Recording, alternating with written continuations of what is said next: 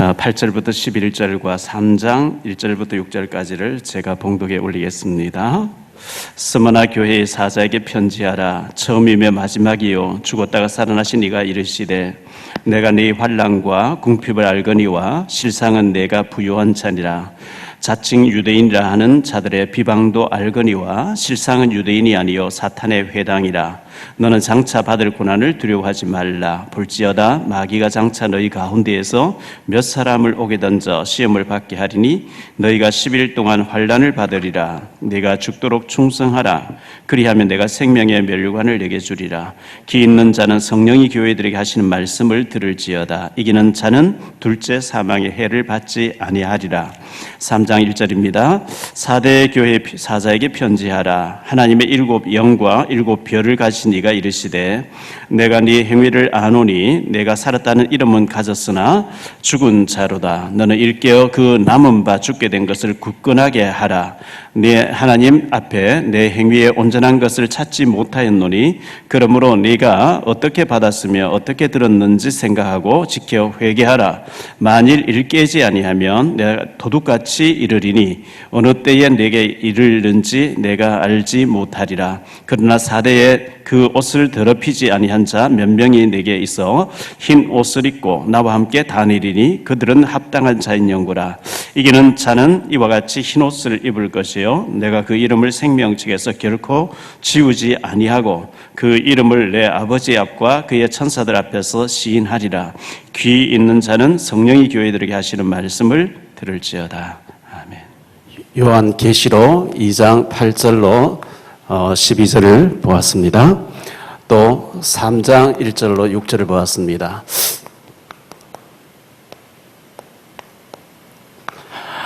주님의 진단이라는 제목으로 이 시간 좀 말씀을 전하려고 합니다. 저희 교회가 소속되어 있는 교단이 개혁교단이라고 하는데요. 대한예수교 장로회 개혁교단 1년에 큰 대회가 4가지가 있습니다.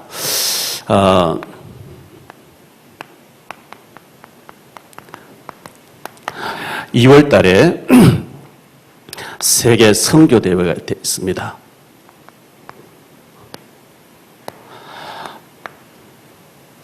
선교 대회, 해외에 흩어져 있는 선교사님들이 해외에 나가 선교하고 계시는데 국내에 들어와서 은혜도 받고 대회 참석하기 위해서 중직자들은 이분들을 한번 초청할 수 있도록 100만 원 한 구자를 1년 동안 준비해서 헌금하라. 그게 우리 교단의 방침이기 때문에 이런 걸 좀 마음에 담고 계셔야 됩니다. 그 다음에 4월 달에 세계 산업 선교 대회가 있습니다.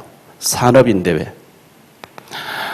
내가 왜 산업을 해야 되는지, 왜 경제 축복받아야 되는지, 하나님 앞에 경제를 왜 달라고 해야 되는지, 경제를 주셨을 때 어떻게 쓰다가야 하나님 기뻐하시는지 경제를 놓고 산업인으로서 알아야 되는 성경적인 답을 얻는 이 중심이 되어 있는 그 부분이죠. 그리고 8월 달에 WRC 대회, WRC 대회라고 하기도 하고 또는 랩넌트 대회라고 하기도 해요. 우리 잘하는 우리 후대들을 세계 복음화를 위해서 준비시키자 하는 최고의 축제고 명절을 같이 이렇게 지키고 있죠. 12월 달에 세계 중직자 대회가 있습니다.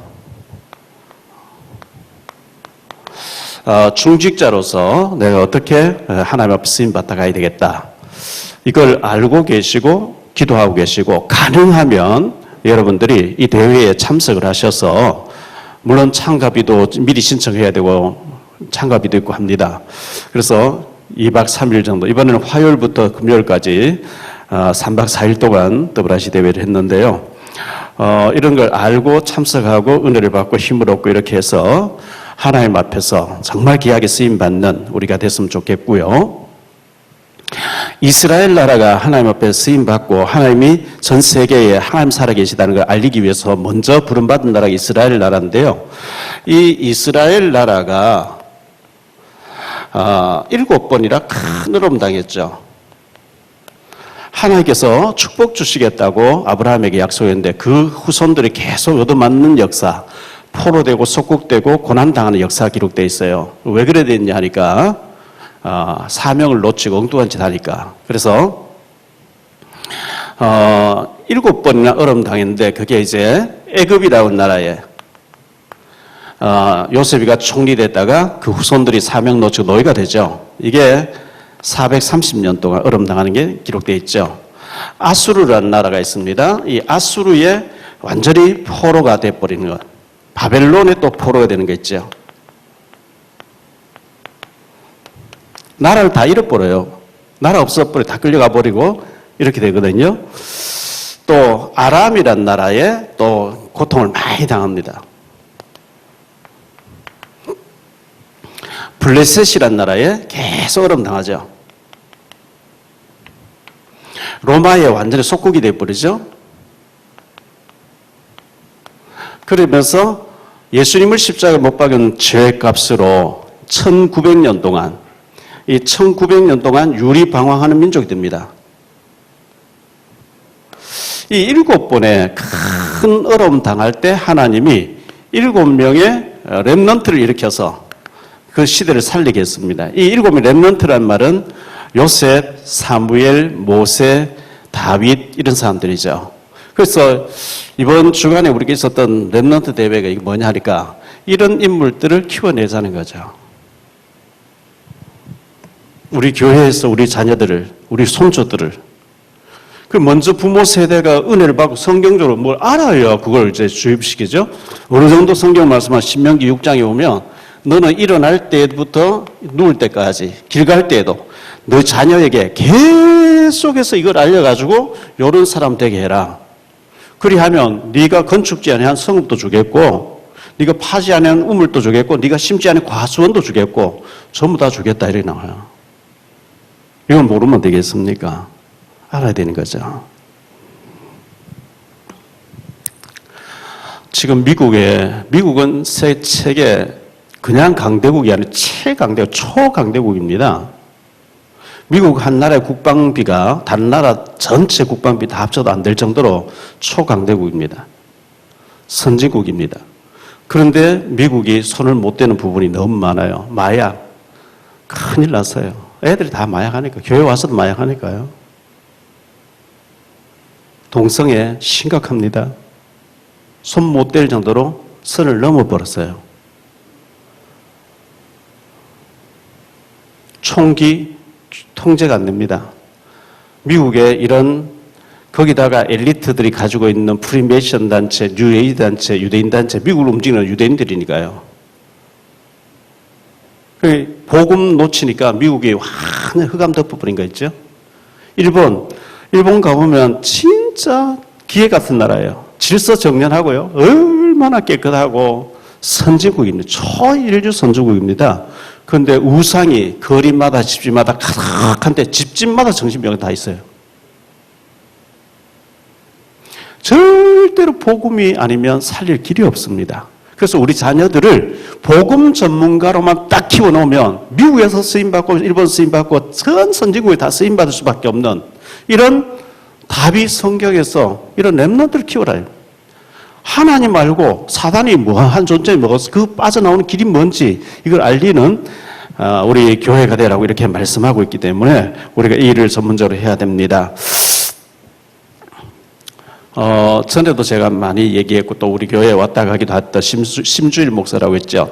북한 사람이었죠. 북한의 평양에서 정치구인으로서 막 김일성, 김정일 나타나고 와 끓이는 사람이었는데 안전부 경찰 계통에 있는 친구가 성경책을 하나 주면서 읽어보라 해가지고 무조건 뜻을 모르도 끝까지 읽어봐라. 끝까지 읽으니까 한 번 더 읽어야 되겠다. 두 번째 딱 읽으면서 인격적으로 주님 만나버렸어요. 이래가지고 주님 앞에 무릎 꿇어가지고 극동방송을 계속 들으면서 한국 와가지고 목사님 되셔가지고 부천에서 목회를 하고 계시죠. 우리 국정원 같은 데서 일 좀 해달라 하는데 나는 목사 되기 위해서 왔지 그 국가 일 안 한다 이러면서 지금 북한 선교를 위해서 많은 일을 하고 계시는데요. 이분이 쓴 소명이라는 책이 있습니다. 진짜 불신자였고 완전 공산주의 빨갱이였는데 이 복음 받고 나니까 성경 읽으면서 하나님 만나버리니까 그런 변화가 오더라는 거죠. 6.25 사변 때 부모들이 폭격받고 돌아가시고 그리고 수류탄 가지고 놀다가 7살 때 실명되어버린 김선태라고 하는 사람이 있었죠. 다리가 한강 다리 끊어진 상태에서 피난민 따라서 실명된 상태에서 그 고아 아니겠어요? 거지 아니겠어요?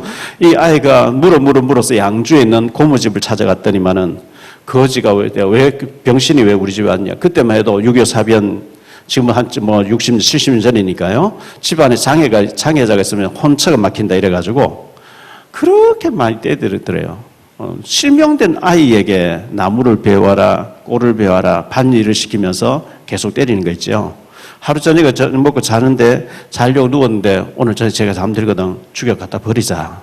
그 얘기 듣고 도망을 쳐나와서 거지로 막 돌아다니는데 어떤 권사님을 만나가지고 복음을 듣게 되고 예수 믿기 시작했는데 목사님이 되셨죠. 통합측 교단의 총회장 되셔가 실로암 병원을 차려가지고 전 세계적으로 수만 명의 눈을 고쳐주는 어마어마한 목사님으로 땅을 잃고 하늘을 얻은 사람들 그 책을 내신 김선태 목사님. 진짜 우리가 주님 만나고 나면 인생의 변화 정도가 아니고 혁명이 일어나는 것이 정상입니다. 그래서 천국 가면요 놀라울 일이 있다 그러죠. 꼭 와 있을 줄 알았던 사람이 와 있지 않는 것에 대해서 너무 놀라고 저 사람은 굉장히 악한 죄인이니까 지옥 가 있어야 되는데 반드시 그런 사람을 알았는데 천국 와 있는 데서 또 놀라고 목사님 한 분이 죽어서 천국 오니까 주님이 벌떡 일어나서 달려가서 맞이하더래요.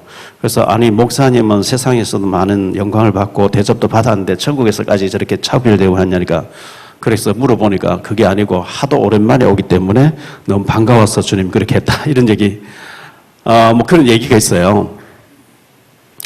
자, 예수님이 12사도 중에 다 순교를 당했는데 한 명이 순교를 안 당하고 끝까지 살아있는 순교자같이 지낸 사람이 요한복음을 기록하고 요한계시록을 기록하고 요한 1, 2, 3서를 기록한 요한이라는 사도인데요. 이 사도가 나이 많아져가지고 반모섬에 유배를 당했습니다. 그곳에 사람이 살지 못하고 아주 그 섬에 유배를 갔는데 그 황제가 로마의 황제가 펄펄 끓는 기름 가마 속에 죽여라고 집어넣는데 안 죽으니까 그건 한 뜻이 아니곤 해서 뱀이 많고 한 섬에 유배를 보냈다는데요. 그곳에서 네가 지금부터 보는 것을 받아 적으라 한 것이 계시록이잖아요. 이 요한 계시록에 보면 특히 계시록 2장 3장에 보면 7 교회가 나오거든요. 자, 세대주의는 몇 년도 몇 월 며칠 주님 재림이 오신다 막 이런 식으로 예언하는 세대주의를 하는데요. 7 교회 중에 첫 번째 교회 에베소 교회인데 초대교회 2000년 전에 초대교회 당시가 에베소 교회고 지금 2000년도에 살고 있는 우리들은 라오디게아 교회 마지막 7번째 교회 라오디게아 교회 시대다 이렇게 세대를 나누는데요. 그거는 세대주의 종말론자들이 하는 얘기고 그건 위험한 얘기들이고요. 이 7 교회 중에서 칭찬만 들은 교회가 있어요. 칭찬만 들은 교회.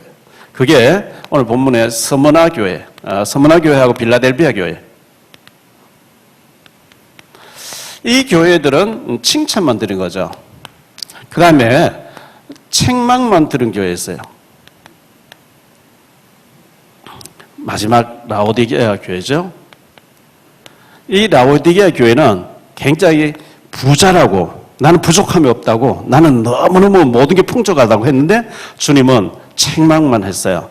어떤 교회는 칭찬 듣고 책망도 들은 이런 교회들이 4교회가 나옵니다. 에베소 교회 첫 번째 나오는 교회죠. 2장 1절로 7절에 두 번째 버가모 교회 세 번째 교회가 두아디라 교회인데요.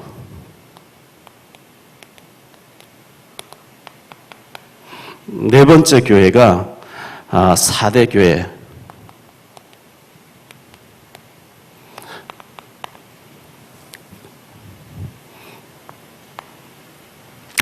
어, 2장 12절로 17절에 보면 나오고요. 세 번째 두아디라 교회가 2장 18절부터 나오는 교회죠. 29절까지. 그리고 4대 교회는 3장 1절로 6절 오늘 읽었던 본문인데요. 자, 이 말씀을 가지고 오늘 주님의 진단을 좀 우리가 받아봐야 되겠는데요. 첫째 생각할 말씀은요. 빌라델비아 교회.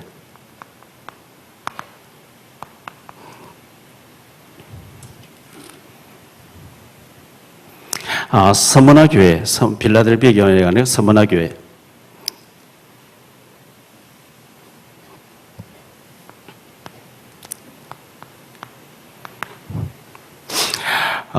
이 서머나 교회는요, 주님의 모습, 여기 서머나 교회에 나타나신 주님의 모습은 어떤 모습으로 나타났냐 하니까요. 8절에 보니까, 처음이며 마지막이요. 처음이고 마지막이라 주님께서 이렇게 말씀했어요. 계시록 1장 8절에 보면 주 하나님이 이르시되 나는 알파와 오메가라 이제도 있고 전에도 있었고 장차 올 자요 전능한 자라 하시더라 이렇게 말씀하고 있죠. 계시록 21장 6절에도 주님 이렇게 말씀합니다. 또 내게 말씀하시되 이루었도다. 나는 알파와 오메가요 처음과 마지막이라. 계시록 22장 13절에도 주님께서는 그렇게 말씀하십니다. 나는 알파와 오메가요 처음과 마지막이요 시작과 마침이니라.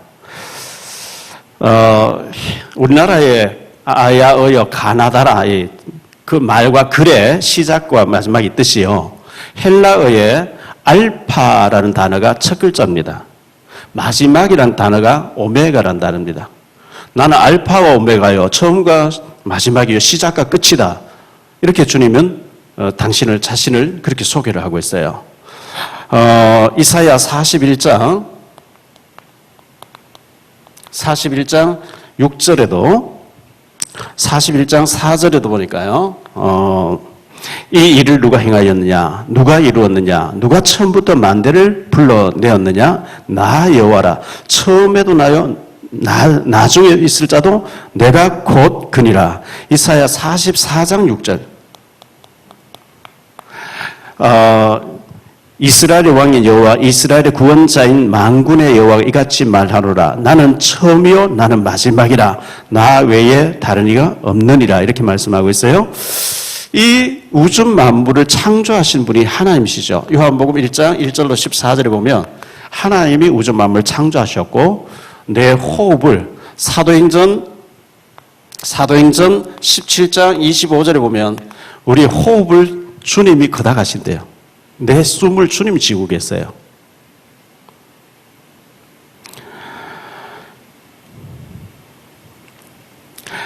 로마서 11장 36절에 보면 이는 만물이 주에게서 나오고 주로 말미암다가 주님께로 돌아간다. 만물을 지으신 이가 하나님이시고 하나님이 세계복음 때문에 돌리고 계시다가 끝을 다 정리하실 분이 주님이시단 말이죠. 그래서 이 처음이고 나중이다. 그리고 죽었다가 살아나셨다. 이렇게 말씀했거든요. 죽었다가 살아나신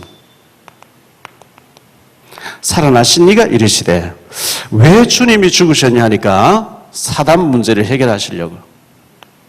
창세기 3장 사건이죠. 이로 인해서 저주가 계속 오는 거예요. 그리고 지옥 다 가야 돼요. 지옥 배경. 사단과 저주와 지옥을 해결하시기 위해서 주님이 오셨는데 죽었다가 살아나시니 고린도전서 15장 3절 4절에 성경대로 죽으시고 성경대로 살아나셨느니라 이렇게 말씀하고 있어요. 자, 이 주님께서 서머나 교회에 칭찬하십니다. 9절에 보니까요. 내가 네 환난과 궁핍을 알거니와 실상은 내가 부요한 자니라 이렇게 말씀하고 있죠. 굉장히 이 서문화 교회가 환난이 많이 있었대요. 환난. 그리고 굉장히 궁핍했다. 경제적으로 굉장히 어려움이 있었어요. 예수 믿고 막 만사 형통하고 가는 것 막 잘 되고 이러면 좋은데 예수 믿고 나니까 막 문제가 많은 거예요. 환난이 많이 나는 거예요. 자, 사도행전 7장에 보면 스데반이 순교당하죠. 예수 믿는 것 때문에 스데반 순교당해요. 사도행전 5장에 보니까요. 5장 41절 같은 데 보니까 예수 믿는다는 것 때문에 얼마나 박해가 많이 있고 막 사도들 불러내고 때리고 막 하는데 초대교회 사도들은 예수 이름 때문에 매 맞는 거 당연하게 여기면서 기뻐하면서 나가더라 그랬어요. 지금 북한에서는 예수 믿는다는 게 발견되지 무조건 한번 보내서 죽이죠. 지금 이슬람권에서 예수 믿는 사람은 막 핍박하고 목 참수시키고 박해. 우리는 너무나 좋은 환경 속에 예수 믿고 있는데요. 우리 신앙의 선조들은 일제 신사참배 거절하다 순교당하고 했잖아요. 이런 많은 어려움이 있었고 환란이 있었다 이렇게 말씀하고 있거든요. 특히 사도 바울은 고린도 후서 11장 얼마나 이 환란이 심했는지요. 23절 28절에 보면 사도 바울은 굉장한 박해를 막 40여 감한매를 5번씩이나 맞고 예수 믿는다 때문에 얼마나 고난당한지 몰라요. 이런 많은 환란이 있었어요. 마가복음 10장 29절 30절에 보니까요. 나와 복음 때문에 박해를 받는 자들에게는 이 땅에서도 100배나 축복을 받게 돼 있고 하늘나라의 상급을 받지 못할 자가 없다. 이렇게 말씀하고 있어요. 환란. 그리고 이 궁핍이 경제가 없는 거예요. 너무너무.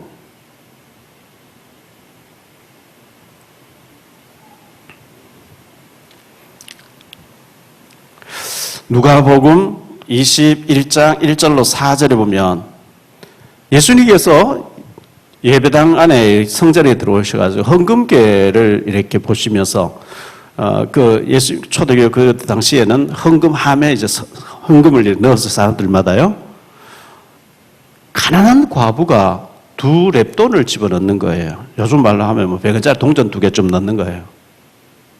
근데 예수님께서 이 과부가 제일 많이 헌금하였도다. 하나님께 제일 많이 드렸다. 이렇게 얘기하시면서 다른 사람들은 다 풍족한 가운데 얼마를 드렸는데 이 여자는 자기 생활비 전체를 다 드렸느니라. 예수님이 그렇게 말씀하시는 장면이 나오고 있어요. 성경에 굉장히 가난했던 사람들 얘기가 또 나오는데요. 열왕기상에 보면 열왕기상 17장 8절로 24절에 보면 사르밧 과부 얘기 나오죠.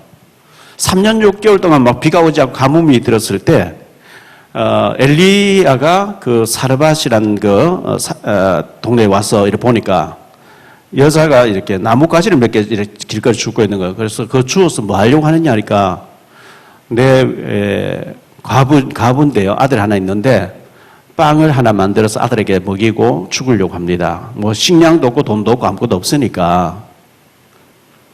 그런데 엘리야가 그 빵을 만들어서 먼저 내게 가져와라. 풍족하게 있을 때 하나 드리면 뭐 문제 안 되는데 마지막 밀가루, 마지막 기름병 하나 남으면 빵 하나 구워서 아들에게 먹이고 죽겠다는데 그걸 내게 가져오라 그랬죠. 믿음으로 갖다 바쳤는데 3년 6개월 동안 가루통에 가루가 떨어지지 않고 기름이 떨어지지 않는 이런 축복을 성경을 소개하고 있어요. 열왕기하 4장 1절로 7절에 보면 엘리사 시대에 어떤 선지생도, 그 신학생이죠. 남편은 신학생인데 아들 둘이가 있었는데 남편이 병이 들어서 막 치료받고 다 하다가 빚을 많이 져놓고 남편이 죽었어요. 그래서 돈을 빌려준 사람이 아들 둘이를 노예로 팔아서 돈을 갚으라는 거예요. 그래서 이 과부된 사람이 엘리사를 찾아와서 선생님, 내 남편이 선생님 제자고 신학에 다니는데 알고 있지 않습니까? 남편이 죽었는데 빚을 못 갚았는데 아들 둘이를 팔아서 빚을 갚으라는데 어떡할까요? 네 집에 무엇이 있냐? 예, 기름병이 기름 조금밖에 없습니다.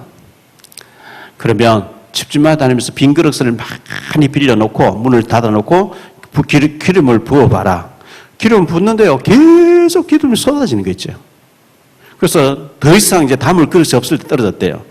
그만 나왔대요. 그래서 엘리사를 찾아가서 얘기하니까 그걸 팔아가지고 빚을 갚고 남는 것은 네 생활비를 하라. 이런 얘기 나오죠.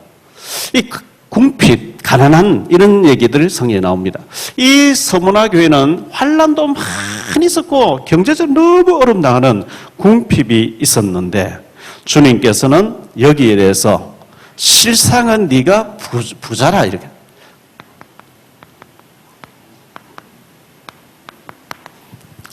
주님께서는 이 가난한 교회, 서문화 교회, 굉장히 어려움 많은 교회를 향해서 실상은 네가 부자라고 이렇게 말씀하신 거죠. 주님이 부자라고 얘기하면 부자인 거예요. 주님이 축복하시겠죠, 부자로.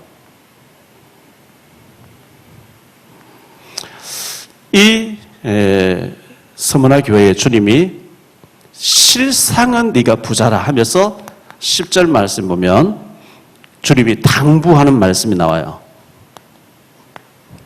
죽도록 충성하라 그래요. 생명의 면류관을 네게 주리라.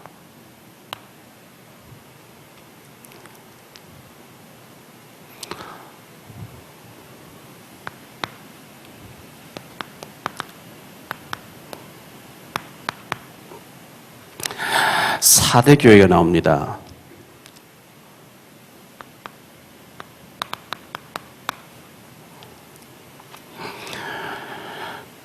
이 4대 교회의 주님의 진단은 뭐라고 진단하냐니까요.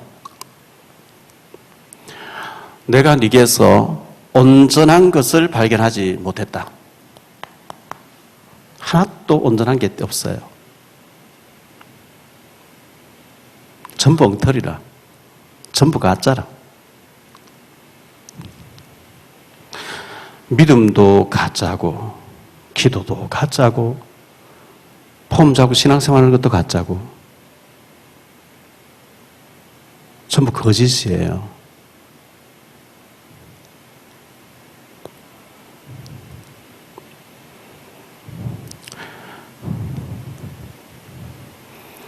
사대교회 사자에게 편지하라. 하나님의 7 영과 7 별을 가진 이가 이르시되 내가 네 행위를 아노니 네가 살았다는 이름은 가졌으나 죽은 자로다. 2절에 보니까 온전한 것이 없다. 온전한 것을 찾지 못했다. 이렇게 말씀하고 있죠. 제대로 된 것이 하나도 없다는 겁니다. 하나님은 우리의 막 꿈이 있는 거에 속아주는 분이 아니거든요. 우리의 중심 생각을 꿰뚫어 보시는 분이라.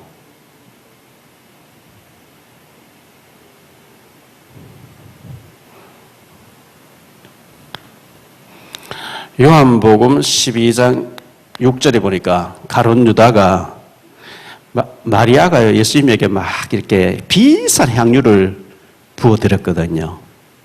가룟 유다가 재정을 맡았으니까 왜 이것을 팔아가지고 가난한 자들에게 흥이 나눠줘야지 구제해야 되는데 이걸 허비하느냐고 막 소리 지르니까 가룟 유다 충동이나 다른 제자도 맞네 저 비싼 것을 300데나리 팔아서 막이 나왔죠. 근데 주님은 저는 도적이라 돈깨를 맡았으므로 훔쳐가려고 그 말을 하더라. 주님은 속일 수가 없죠. 속아주지도 않고요.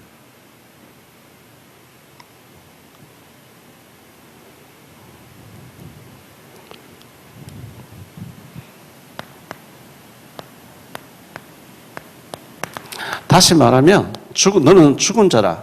시체라. 살았다는 이름 가서 너 시체야.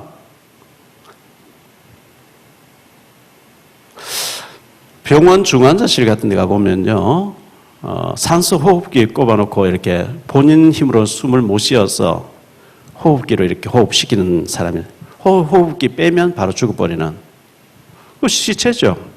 숨은 지금 있지만 빼면 바로 죽는 시체죠. 주님이 4대 교회를 진단하시, 너 살았다는 이름 가진 너 시체야. 이렇게 진단하시는 거예요.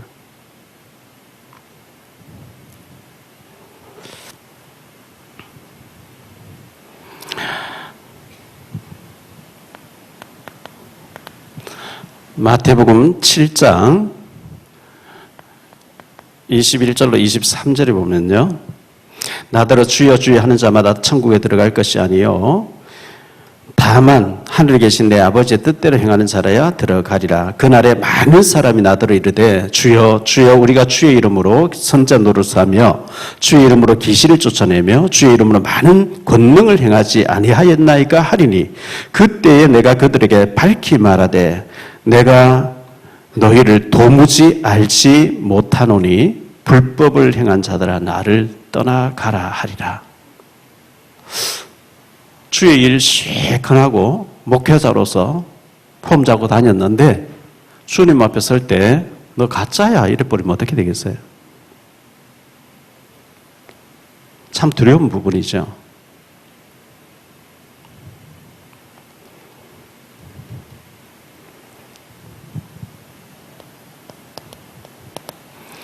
마태복음 21장 18절로 22절을 보니까요.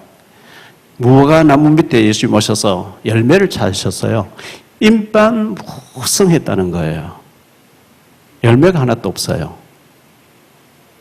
입만 무성한 무화과 나무를 주님 저주하셨는데 그날 그 다음 날 뿌리까지 다 말라버렸죠. 혹시나 제가 목회를 하면서 입만 무성한 열매 없는 이런 목사가 될까 봐 늘 두렵습니다.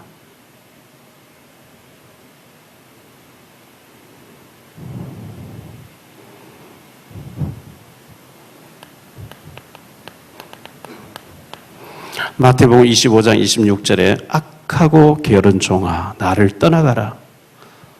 저 한 달란트 빼앗아서 10달란트 간 자에게 줘라. 이렇게 될까 봐 두렵습니다.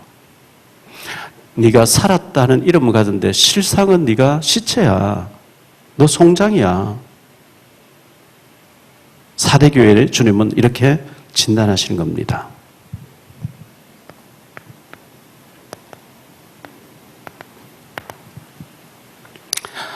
이 절에 보니까 너 죽었고 또 나머지도 죽어가고 있는데 죽게 된 것을 빨리 살게 하라.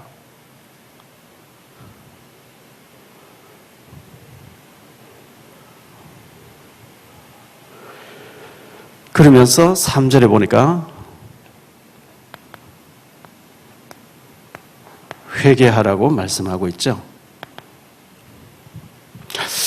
자, 이 서문화 교회하고 4대 교회하고 비교가 되어집니다. 서문화 교회는 너무 환란도 많고 외형상 보면 초라하고 핍박도 많고 가난하고 가진 것도 없고 교회에서 뭐 행사한다는데 뭐 헌금 내놓을 돈도 없고 궁핍하니까요. 그런데 주님은 이 서문화 교회에 대해서는 네가 부자라. 너 참 중심이 하나님 앞에 올바르고 너는 칭찬하는 4대 교회는 너 이름은 살았다 하는데 실제는 죽었어. 사망 선언이에요.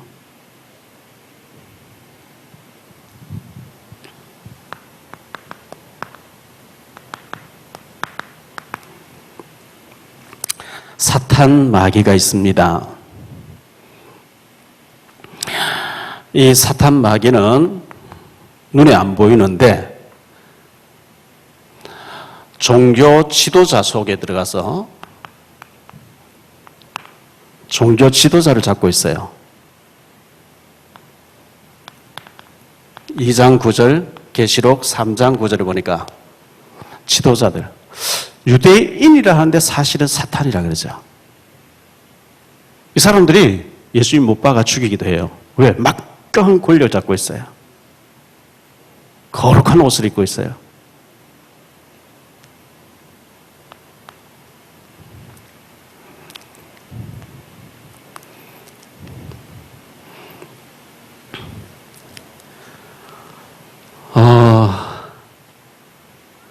이 가짜 지도자에게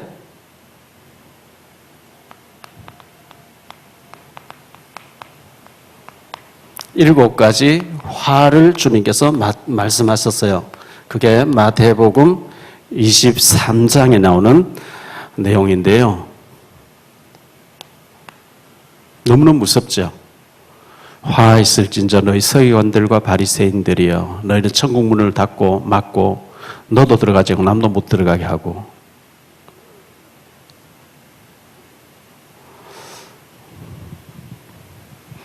하루살이는 걸러내면서 나귀는 집어삼키고 장과 대접은 깨끗하게 씻으면서 네 속에는 썩은 것으로 가득하고 무덤 문을 페인트칠을 해놔서 멀리서 보면 예쁘고 깨끗해 보이는 그 속에는 시체가 막 썩듯이 주님은 그와 같다 이렇게 진단하신 거거든요.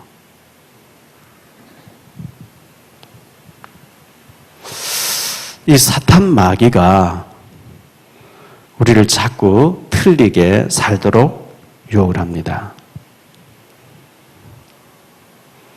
이 사탄 마귀는 우리를 속이죠. 속이는 전문가.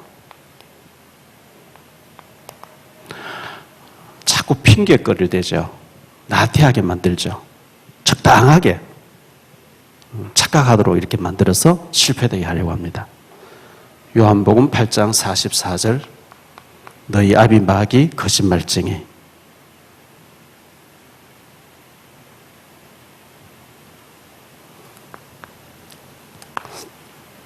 결론적으로요, 이 서머나 교회 같이 칭찬 듣고 축복받는, 너 궁핍하지? 너 환난도 많지? 그러나 너는 부자야. 내가 너를 인정해. 칭찬이죠. 축복이죠. 이 4대 교회 같이 되면 큰일입니다. 너 가짜야. 너 살았다는 포옹을 잡고 있는데 죽었어. 이미 죽은 지 오래됐어. 심령이 죽어버렸어. 영이 죽은 상태야. 너에게서 온전한 거 하나도 못 봤어.